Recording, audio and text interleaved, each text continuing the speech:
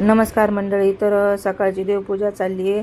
तर तुम्हाला सांगायचं आहे की मी अगोदर असे देव ठेवत होते, तर मला एक कमेंट आली की देव असे खाली झोपून ठेवायचे नाहीत, तर देव उभे करून ठेवायचे. तर म्हटलं चला आज त्याप्रमाणे देव ठेवूया, कारण मलाही माहिती नव्हतं की असं ठेवत नसतात म्हणून. तर एका ताईंनी कमेंट केली होती, तर म्हटलं चला आपली जी चूक आहे ती सुधारूया. तरी तर छान सगळे देव काढले आणि त्याचे देवाचं वस्त्र बदललं, देव धुतले आणि नवीन वस्त्र टाकलं. तर ते रोजच्या रोज मी बदलत असते आणि देव पुसून ठेवत असते छान. आणि जे धुवायचे देव आहेत ते पाण्याने स्वच्छ धुवत असते. तर ते सगळं केलं आणि देव असे नंतर छान असे उभे करून ठेवले. तर ही गोष्ट मला माहिती नव्हती.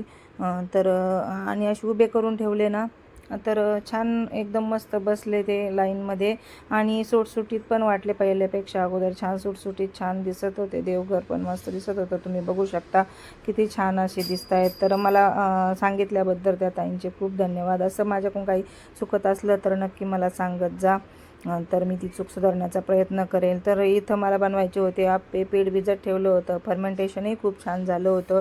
तर अनिकेतसाठी माझ्यासाठी नाश्ता बनवायचा होता.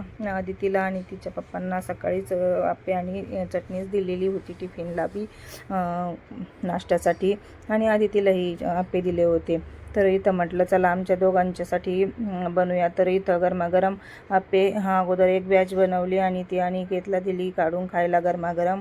आणि नंतर मग माझ्यासाठी एक दुसरी बॅच पुन्हा लावली आणि छान दोघांनी गरमागरम नाश्ता केला चटणी आणि आप्यांचा. आणि असे तूप टाकून खूप छान टेस्टी लागतात आणि खूप मस्त असे एकदम हलके आप्पे होतात ना, खुसखुशीत असे छान एकदम मऊ सॉफ्ट होतात.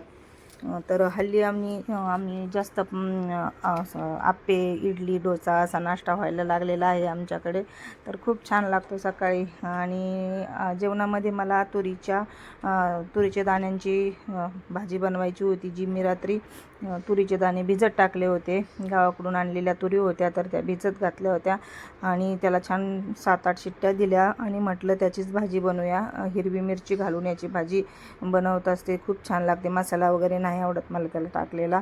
असं शेंगदाणे, हिरवी मिरची, लसूण मिक्सरमध्ये बारीक करून त्याची छान भाजी बनवली आमच्या दोघांतिघांसाठी. आणि नंतर थोड्याशा तुरी ज्या होत्या त्या फ्राय केल्या, शिजलेल्या तुरी.